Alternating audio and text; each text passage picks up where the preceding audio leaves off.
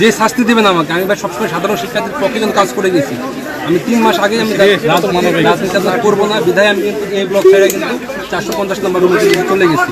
আমি রাজনীতি করছি হচ্ছে আপনার রনু ভাইয়ের কমিটিতে, রনু কিবরিয়া ভাইয়ের কমিটিতে। তারপরে দুর্জয় ভাইয়ের রাজনীতিতে যখন কাজ করছি, যখন ক্ষমতায় যখন না আসতে পারছে তখন আমি রাজনীতি বাদ দিয়ে দিচ্ছি। কিন্তু আমি আমার ইউনিয়নের পোস্টেড ছাত্রলীগ, কিন্তু ছাত্রলীগের কোনো কাজ কামের সঙ্গে আমি জড়িত ছিলাম না। মমিন ভাইয়ের সঙ্গে ছিলাম, আমাকে থ্রেট দিচ্ছিল ভাই, মমিন আমাকে থ্রেট দিছে কিন্তু চামড়া থাকবে না। আমি জাস্ট ওকে আশ্বস্ত রাখার জন্য আমি যে বলছি যে আমার যতদূর সম্ভব আমি আপনাকে হেল্প আমি করবো, কিন্তু আসলেই কোনো হেল্প আমি করিনি। যেদিন ওর রুমে আগুন দেওয়া হয় জাস্ট শুধুমাত্র ও ফোন দেওয়া বললো যদি পারিস তো একটু উপকার করতে, ওই ছবি উঠাইতে। তখন আমি ভাই এখানে এসে ছবি উঠাই দিছি।